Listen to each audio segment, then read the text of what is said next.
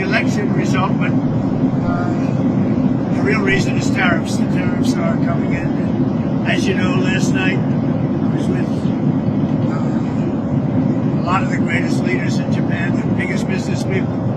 And Mr. Toyota was there from Toyota, and he's agreed to invest $10 billion in building auto plants. They're going to build numerous auto plants throughout the United States with American workers, as you know.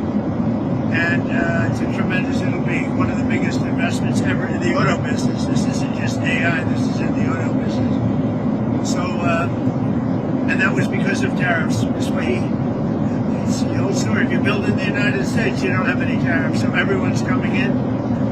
We're up to close to $20 trillion of investment.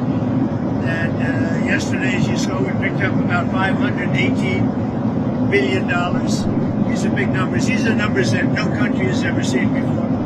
And we're now going, as you know, to South Korea. Then I'm meeting tomorrow with President Xi. Mr. President, sir, on the Xi meeting, are you expecting or do you anticipate being willing to lower the fentanyl-related tariffs? Yes, I expect to be lowering that because I believe that they're going to help us with the fentanyl situation. They're going to be doing what they can do. And on the rare earth terms, sir, do you need to see more than just a one-year delay? Is that sufficient to make other concessions? I don't know. We haven't talked about the timing yet, but we're going to work out something. We're doing very well with rare earth, as you know, and I think we're going to make a big step with fentanyl. The thing with fentanyl, the border is now so tight, it's much tougher for them.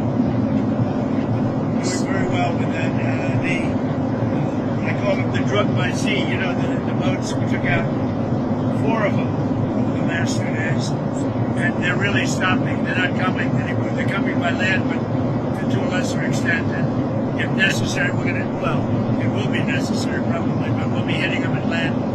But the boats are very few and far between. We took in tremendous amounts of debt. They call them the boats of death. Tremendous amounts of debt coming into our country. And this is estimated, I don't know if this is exactly right, but it's pretty close. 25,000 people died from each boat that we take out if it had gotten back, if it had gotten to our country. It kills 25,000 people. Not even talking about the destruction it does to families in terms of people that are become addicted and all of the problems caused by to families. So, and over the last 2 days, I guess we took out 4. But there are very few of them. There are very few of them now. That's down, I hear that's down about 80% by water. The drugs by water down, as you know, about 80% down. And I would imagine it's going to be pretty close to 100%. Nobody wants to do it.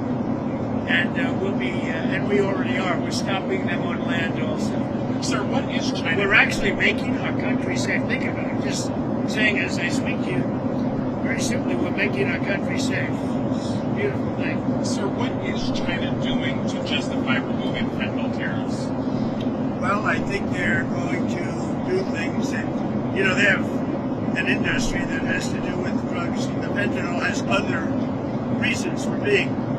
And we have to get rid of it. We have to stop it. And now we're stopping it at the border to a very much larger extent than ever before. Under Biden, you had open borders, the stuff was flowing in. I think they killed 300,000 people last year. Fentanyl, drugs coming through the southern border. And now nobody gets through the southern border. We just had another report of a 0. 0 people came. We are very tough on the border. And we're allowing people into our country, but they're coming in legally through the legal process. And I want to commend, I have to tell you, our border agents, our border patrol agents, they've been amazing. And ICE, these people do such a great job. What they're doing, Memphis is making tremendous progress, as you know, is extremely dangerous. And